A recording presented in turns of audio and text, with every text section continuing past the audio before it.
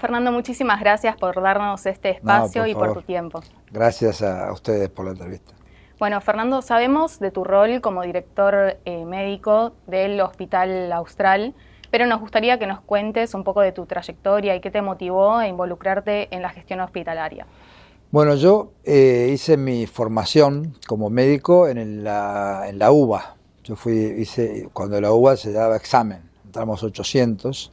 Después a los 2 años entraron 6.000 con el ciclo básico.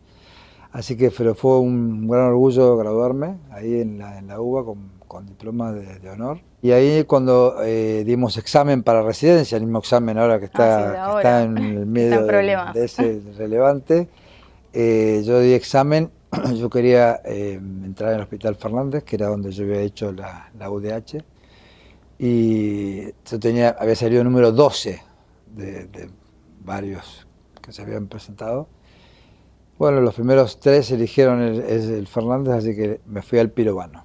Gracias a Dios me fui al Pirovano. Entonces tengo una formación quirúrgica extraordinaria porque entré a hacer la residencia de cirugía. Me formé muy bien, con profesores muy buenos, con mucha práctica, mucha cirugía. Y después fui jefe de residentes. Después fui instructor de residentes en el Pirovano y yo tenía muy buena relación con el director médico del Hospital Pirovano. Y a mí siempre me gustó que las cosas funcionen, que las cosas salgan, que la cirugía se pueda hacer, que haya insumos, que haya cosas, que el paciente entre y se pueda operar. Eso es un poco la gestión, ¿no? Entonces participé y el director médico hizo el primer curso de gestión hospitalaria, municipal, para hospitales de autogestión, así que yo era de los más jóvenes, era todo el instructor de residentes, así que ese fue mis primeros, lo primero que escuché en lo que es gestión hospitalaria. Me gustó mucho eso y desde ahí siempre en los lugares que estuve siempre hice un poquito de gestión. De ahí pasé, cuando uno termina el hospital público, no es que lo terminás, sino que te quedás con un tiempo hospital público y a la tarde yo iba a un sanatorio, al Sanatorio Ministerio de Economía, y siempre como cirujano. Mi madre me dijo, me parece que están haciendo un hospital muy bueno, la gente del Opus Dei está haciendo un hospital en Pilar, así que fíjate qué te parece, a ver qué tal es. Entonces yo golpeé la puerta y esto era el año 97 y estaban empezando a hacer este proyecto extraordinario. Claro, estuviste desde los comienzos. Estuve desde antes que pongan el primer ladrillo. Sí, sí. Y bueno, y después presenté todos mis papeles como cirujano, para entrar de cirujano. Había unos académicos que estaban haciendo las entrevistas y bueno, quedé de cirujano acá en el hospital, así que dejé todo lo que estaba haciendo de hospital público y clínica y me vine a vivir acá con mi familia, a apostar todo acá, a este proyecto que en esa época acá no había nada. No había absolutamente nada, era este monstruo que es el hospital, que uno lo ve cuando llega y que causa impresión. Sí, tremendo. Es grande el impacto, pero no había Panamericana, no estaba Jumbo, no estaban los barrios que apoyamos en un grupo de médicos que se fueron trayendo de distintos lugares, formados cada uno en su lugar, pero todos muy prestigiosos, muy buenos, jóvenes. Bueno, y así empezó el hospital. Yo durante muchos años fui cirujano del hospital. Primer año ya el director médico me pidió que trabaje en los débitos, que es cuando vos presentás una factura y el financiador te dice qué cosas te paga, qué cosas no te paga, que vaya a fijarme qué pasaba con los débitos. Me pidió que vaya a ayudar a comercial para hacer los acuerdos con OSDE, así que participé en los acuerdos con OSDE. Entonces después fui gerente de prestaciones mientras hacía cirugía, hasta que en el año 2016 fui su director médico y al año siguiente fui director médico. Y bueno, el Hospital Austral es uno de los hospitales con mayor referencia en Argentina. ¿Vos cómo describirías hoy su principal misión? Nosotros somos un hospital que nos posicionamos como un hospital universitario. La Universidad Austral ya funcionaba, la Facultad de Medicina empezó en el año 1996 y el Hospital Austral empezó en el año 2000. Entonces, una verdadera universidad grande que quiere tener todo, tiene que tener un hospital. Y nosotros somos un hospital universitario que tiene 3 patas que son muy claras, que es dar muy buena asistencia, de calidad, cuidar a los pacientes, seguridad del paciente, hacer docencia. Nosotros hacemos docencia de grado con la Facultad de Medicina y hacemos docencia de posgrado. Hacemos residencias, hacemos fellows o becarios. Y después la otra parte es la investigación. Nosotros nos dedicamos mucho al desarrollo de la investigación, de la vida real, investigación clínica y la investigación patrocinada por la industria. Todo eso nosotros está con un matiz muy importante y una impronta de que toda la gente que pase por el hospital tratamos de dar una formación en valores humanos, valores cristianos, para formar buenos profesionales, pero sobre todo buenas personas. Perfecto, yo te quería consultar en base a esto que me comentás, que es un valor muy grande, ¿cómo es que logran articular esas tres dimensiones? Cuando empezamos, los primeros meses, que éramos nosotros los que habíamos venido, estábamos todos confiando en lo que habíamos aprendido nosotros en los lugares donde nos formamos, pero sabíamos que lo más importante era que los pacientes vengan, los recibamos, los podamos atender, los podamos cuidar y en la mayor parte de las veces curarlos. Y despacito, con mucha humildad, reconociendo que otras instituciones muy grandes y hospitales universitarios que estaban trabajando hace 100 años, 130 años, 150 años, como el Hospital Italiano, el Hospital Británico, el Hospital Alemán, queríamos posicionarnos en ese grupo, hospitales de la comunidad, que son los hospitales que también se posicionan como hospitales universitarios. El primer paso grande que uno da es que ya trabaja con la Facultad de Medicina, entonces ahí ya necesita hacer docencia. O sea, ya cuando te acompaña un alumno ya estás haciendo docencia. Pero el paso siguiente fue crear las residencias. En el año 2003 creamos la residencia de clínica médica, traumatología, pediatría. Entonces ahí ya uno tiene una responsabilidad mucho más grande y la residencia es un sistema donde el médico adquiere competencias asistenciales, competencias técnicas en terreno, acompañado, tutorizado por un docente o por un profesional que lo acompaña siempre. A medida que se atiende a los pacientes, uno va formando personas. Y después el siguiente es, cuando uno termina la residencia, sos especialista en pediatría o especialista en cirugía o especialista en ginecología. Después hay posibilidades de hacer, por ejemplo, una especialidad, una subespecialidad dentro de esa especialidad. Eso ya genera mayor responsabilidad porque tenés que tener gente bien formada en rodilla, que era ya gente que formábamos nosotros, para que pueda formar otras personas. Y eso, cuando uno le agrega que los especialistas o los distintos servicios desarrollan líneas de investigación, las mismas personas que hacen asistencia, las mismas personas que dan las clases, las mismas personas que hacen investigación, ahí se junta esa triple misión que es la del hospital universitario.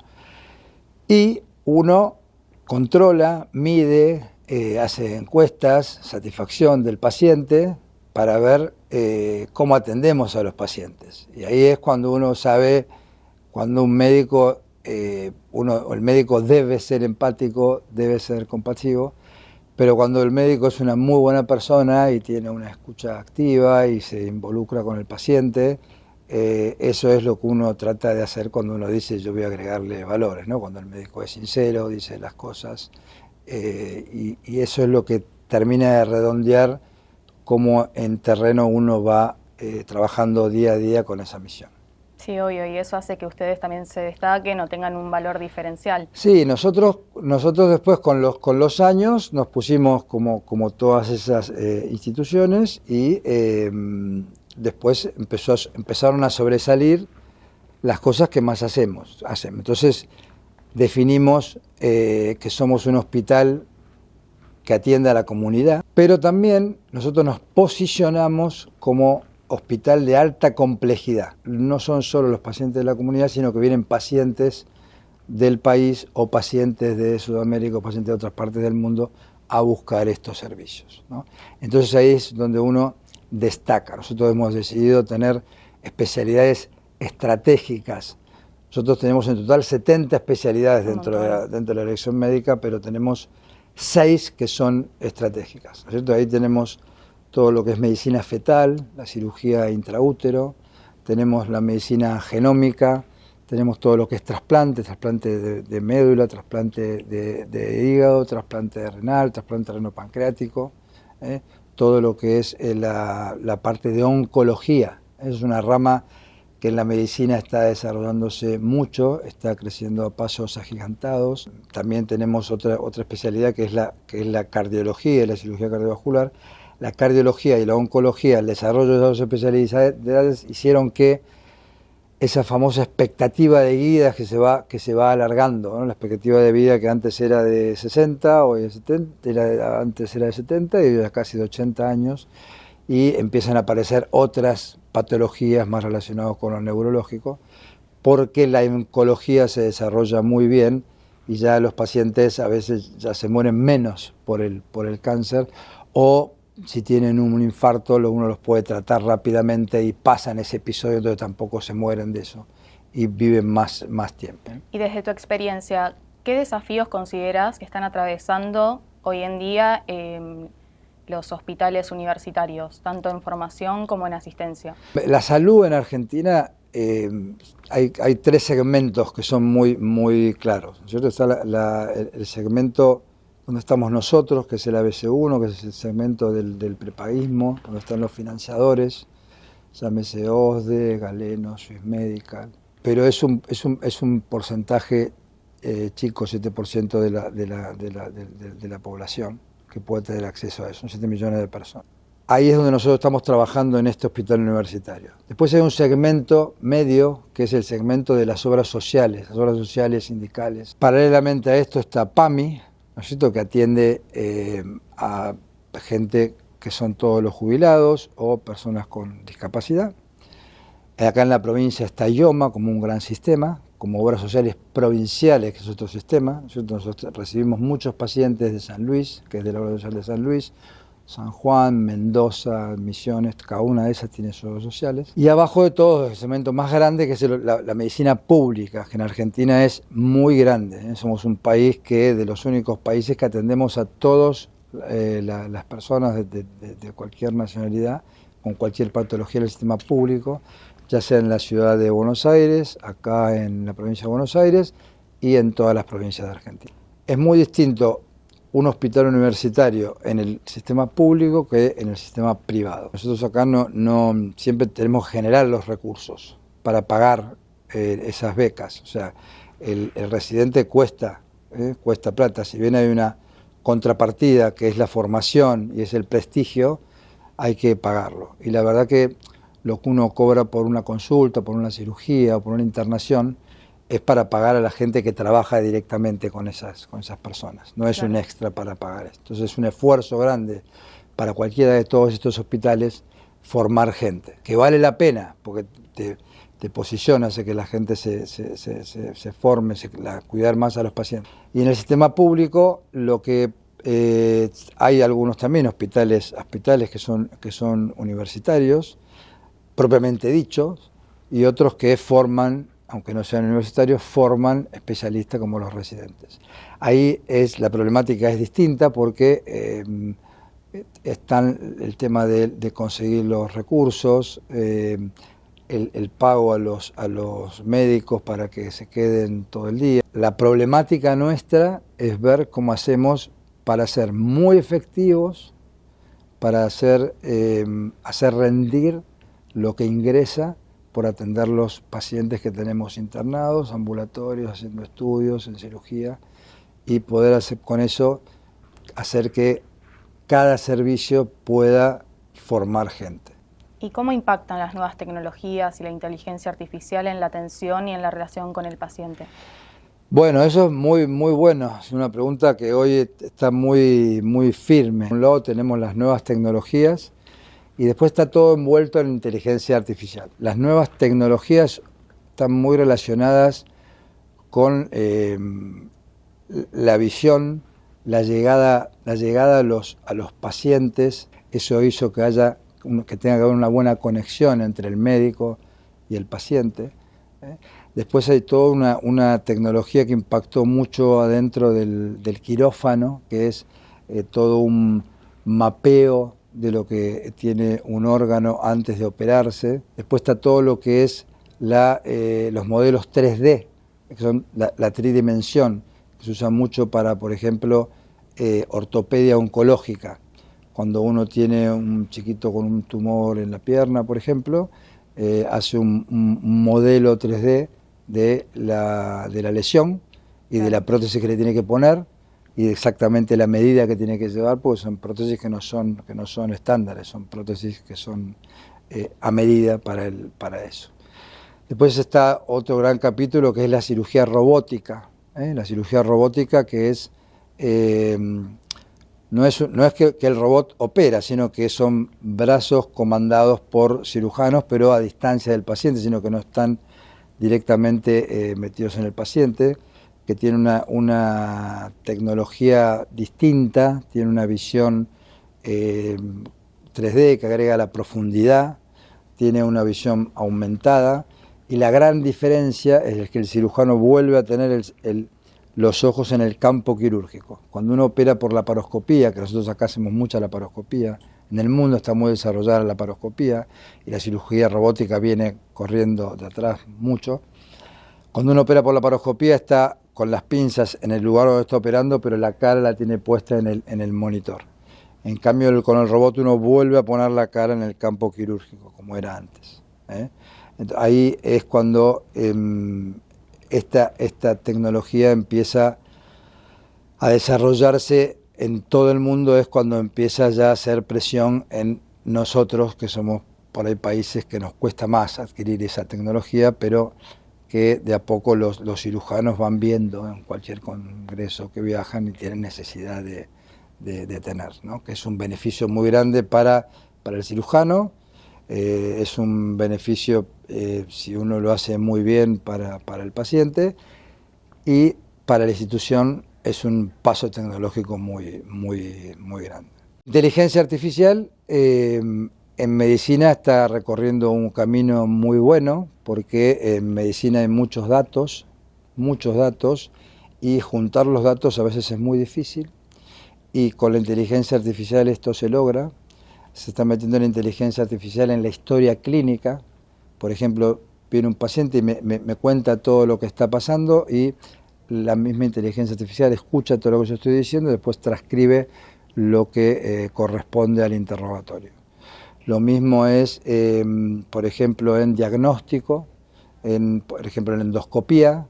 Uno tiene que ver una lesión y saber dónde hay que biopsiar, cuál es el lugar adecuado para biopsiar, y la inteligencia artificial genera esa imagen que permite que el endoscopista vaya a biopsiar lo que tiene que biopsiar. Lo mismo pasa al patólogo. Un patólogo, para ver un corte histológico y saber si es o no determinada patología, el patólogo con mucha experiencia lo hace, pero cuando juntan un montón de biopsias y saben cuál es el macheo, la inteligencia artificial predice más qué es lo que tiene. Eso, la inteligencia artificial también está muy metida en lo que es el razonamiento médico. El razonamiento médico, cuando uno tiene un paciente complejo, con muchas patologías, a las que se le agrega otra más, y hacer jugar a todas las patologías que tiene, toda la medicación que toma, todas las interacciones que pueden tener los medicamentos. La inteligencia artificial abrevia los tiempos y hace que el médico tome esa decisión. En todo lo que es la telemedicina y lo que es la relación con el paciente, con la inteligencia artificial se ha achicado mucho ese espacio, y los pacientes preguntan a la inteligencia artificial antes de ver al médico, ¿no es cierto? ¿Qué es lo que tiene? ¿Qué síntomas tengo? Tengo esto, ¿cuándo toma esto? Entonces eso es donde uno tiene que ir entrando en esos lugares como para que uno sepa interpretar lo que la inteligencia artificial está diciendo y ayudar también al paciente a hacer lo que corresponde hacer. Todavía queda una parte que es muy difícil de reemplazar. Nunca vamos a decir que no va a pasar, pero todo lo que es la escucha activa, la empatía y sobre todo el tacto, ¿no? El tacto, sentir, revisar a un paciente. Por ahí agarrar la mano o dar un abrazo en el momento que uno da una noticia.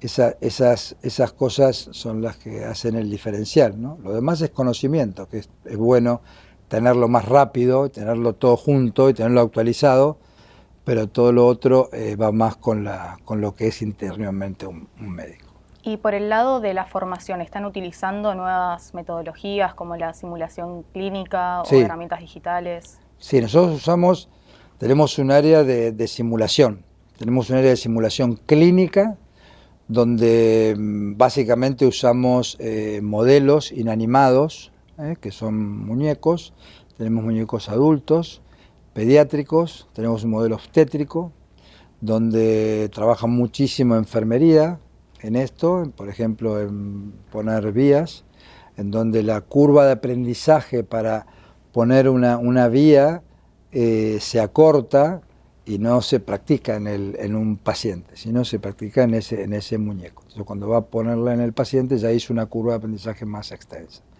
Lo mismo nosotros pusimos en la currícula de la simulación en los cirujanos.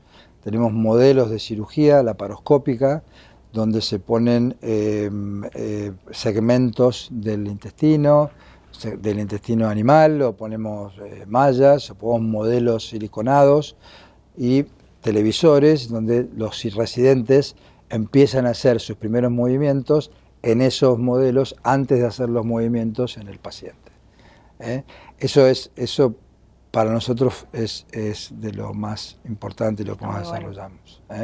También hemos usado modelos de simulación 3D. Tuvimos la oportunidad de tener un tiempo los modelos que más se usan ahora en el mundo, que son, en vez de fabricar un modelo con una cámara externa y con esto, sino es ya ver en una pantalla y poner las pinzas en un aparato donde aparecen las pantallas las pinzas en esa pantalla con los mismos movimientos, y han desarrollado una tecnología de touchscreen que uno siente cuando toca con la pinza, que está en la televisión, ¿no es cierto? Que uno la mueve, que es una pinza real, pero que uno ve en televisión, cuando uno toca el tejido, siente la tracción, hasta dónde trae, si rompió, y avisa si hay sangrado, si se abrió la vesícula, por ejemplo, y al final te muestra todo cómo es el score de ese médico y cómo se puede comparar con hacer varios procedimientos al mismo tiempo.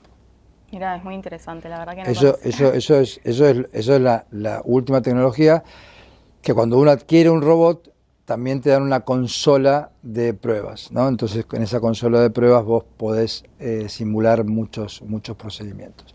Pero en el otro que yo te decía, que son esos modelos 3D, hay grabadas, por ejemplo, una colecistectomía, hay cirugías ginecológicas, pero que son reales, un bypass gástrico para el ascenso de peso, que uno hace toda la cirugía sintiendo lo mismo, poniendo la misma sutura, haciendo todo, y después uno ve cómo le fue. ¿Qué iniciativas destacás desde el hospital en nivel de promoción, acompañamiento social para mejorar la vida de las personas? Sí, nosotros tenemos esa necesidad social. El primer brazo solidario que tenemos se llama ProSalud. ProSalud es el brazo solidario del Hospital Austral. ProSalud ya ha hecho 60.000 consultas, ya hemos hecho unas 15.000 cirugías, y siempre se atiende gente sin recursos y que sea de la zona. Eso hace muy bien, cuando la gente recurre al hospital y uno le puede dar esto, es muy importante. Y nosotros en eso agradecemos mucho a nuestros benefactores, que siempre están pensando en ellos, y todos los años hacemos una cena, una gala, es una cena, y nos dan y nos ayudan a formar. Hacemos una gala de pediatría también, que es con lo que hicimos el piso pediátrico, que a veces que la madrina es Valeria Mazas, y la que Ay, yo fui. ¿estuviste? Sí, Bueno, como bueno, prensa. esa es una muy linda lindo, gala, muy lindo, muy sí. buena gente, y a la gente cuando da y cuando ayuda le hace muy bien. Después tenemos un lugar se llama Las Lilas. Es como si fuese una clínica que depende de la Facultad de Medicina y del Hospital Austral. Y ahí la gente recibe atención en ginecología, obstetricia, dermatología, pediatría, todas las que quieren. Y los médicos tienen una visión de la medicina pública, que eso es muy, muy, muy importante. Y un gran proyecto solidario que hicimos fue durante la pandemia. Decidimos seguir funcionando como hospital y por un lado teníamos que decirle a la gente que venga, que se siga atendiendo, que tenía que seguir viendo cómo estaban sus enfermedades, pero por otro lado tuvimos que hacer todo un circuito para ver pacientes con COVID. Claro. El hospital estaba lleno de pacientes con COVID que tenían sus coberturas. Pero en un momento pensamos hacer un hospital solidario COVID austral, en conjunto con el municipio y con también otro grupo de benefactores. Pusimos 13 camas de internación y ahí teníamos pacientes sin recursos con COVID, que recibían la misma atención que recibían los pacientes de acá, con muy, muy buenos resultados y con unas experiencias extraordinarias. Fue un gran proyecto que duró toda la pandemia. Un montón de tiempo. En conjunto con el municipio. Sí, sí. Cuando lo cerramos tuvimos nos agarró así nostalgia y ahora vamos a presentar a fin de mes un libro sobre esa experiencia para que quede siempre. Grabado, claro. Exactamente. Bueno, y te voy a hacer una pregunta un poco más personal. Sí. ¿Recordás cuál fue tu mayor desafío como director? Yo creo que el principal desafío fue la pandemia, sí. Para mí la pandemia me marcó como director. Ahí es como que dije, bueno, soy director, porque ahí cuando tuvimos los primeros resultados, sobre todo económicos, porque no venían los pacientes y se nos venía la gente a atender, ahí hubo que agarrar la posta, agarrar la mochila y decir, vamos a salir adelante, vamos a poder sacar esto. Y para eso se necesitaban médicos con ganas de hacerlo, así que hubo que liderar un grupo de médicos que son médicos muy buenos, todos muy comprometidos, muy humanos, y armamos un grupo de médicos y también de enfermeras y también de la administración. Fue una tarea que requirió de dirigir realmente a un grupo de personas extraordinarias, pero que uno tenía que liderar y motivarlos para seguir adelante, ¿no? Porque había muchos miedos, muchos temores, estaban las familias en sus casas, tenían que volver, estaban los contagios, los que quedaban en el camino y contagiaban COVID y había que reemplazarlos por otros. Y de a poquito vimos cómo el hospital fue recobrando la actividad y juntos aprendimos que no hay una sola persona que pueda hacer las cosas, sino que lo más importante para nosotros, y en el hospital siempre lo decimos, es el trabajo en equipo. El trabajo en equipo, el trabajo interdisciplinario, cuando tenés un paciente complejo, que opine el oncólogo, pero que también opine el cirujano, y que opine el clínico, que opine el gastroenterólogo, y venga un alergista, y venga todos los que tienen que formar parte de una sola decisión que un paciente ande bien. Y por último, ¿cómo te imaginas de acá a 5 años al Hospital Universitario Austral? Este hospital se hizo gracias a un grupo de médicos que desde siempre quisieron hacer un hospital universitario, desde que eran jóvenes, médicos muy buenos. Fue muy importante el apoyo que hemos tenido de una persona muy generosa que fue Pérez Compán. Pérez Compán fue el que nos ayudó y un poco el que nos trajo acá. Nosotros estábamos con un pensamiento chiquito, corto, de tener algo chico en Capital, y él nos trajo acá. Y esto es como que al sueño que tenían esos médicos de tener un hospital, lo hizo mucho más grande. Nos hizo hacer algo grande que nosotros ni nos imaginábamos tener. Y esto no se hizo para 25 años, esto se hizo para que esté acá toda la vida, esté siempre y que crezca, ¿no? Entonces, a mí una de las satisfacciones más grandes que yo tengo, yo soy cirujano, es recibir un médico que recién egresa y entra a hacer la residencia de cirugía y no sabe agarrar una pinza y uno le enseña, y cuando está en cuarto año es un médico que te ayuda a hacer y hace una gastrectomía. Claro, vas viendo todo el proceso. Eso, ese proceso, y verlo que termina, o por ahí se va a otro lugar, o se va a otro país, o se queda con nosotros en el hospital, y verlo crecer profesionalmente, humanamente, se casa, tiene sus hijos, forma su familia, todo eso es algo maravilloso. Y atrás de eso es que eso lo hacen porque quieren y se acuerdan de sus pacientes, ¿eh? Los que anduvieron muy bien, y se acuerdan también los que desgraciadamente no pudieron estar muy bien. Entonces, yo lo que pienso de este hospital es que va a seguir creciendo. Tenemos una generación joven extraordinaria, tenemos una generación que ya son egresados nuestros, nosotros venimos todos de muchos lugares, ahora son egresados nuestros, que ya tienen el ideario muy incorporado, que son muy exigentes, que nos hacen estar en la innovación, que nos hacen trabajar en la inteligencia artificial, que nos ponen los nuevos proyectos, que nos ponen adelante la nueva tecnología. Y entonces yo creo que dentro de 5 años vamos a seguir tratando de posicionarnos como de los hospitales tecnológicamente más modernos, donde podamos hacer las mejores terapéuticas. Cuando uno dice de tecnología, no es solamente de aparatos, hay muchas tecnologías que se hacen y que dan como resultado tratamientos y terapéuticas celulares. Hay mucho cambio celular, la medicina genómica, la medicina de precisión, son todas líneas que tenemos que desarrollar. Y lo que uno quiere en los próximos 5 años es que haya mucha más investigación, que tengamos muchas más publicaciones, que nosotros al principio tuvimos que trabajar mucho para que la asistencia salga bien, pero queremos ahora mostrar qué es lo que hacemos y que la gente vea que podemos aportar en cada especialidad ideas que son el fruto de haber estado trabajando mucho con los pacientes y con los profesionales. Bueno, Fernando, fue un placer escucharte y estar acá. Muchas gracias. No, muchas gracias a ustedes por esto. La verdad que yo estoy para lo que necesiten, y para mí es un placer enorme hablar de medicina. Yo quiero mucho la medicina de este país. Tenemos unos médicos extraordinarios y vamos a hacer las cosas para que la medicina argentina llegue a los lugares que tiene que llegar.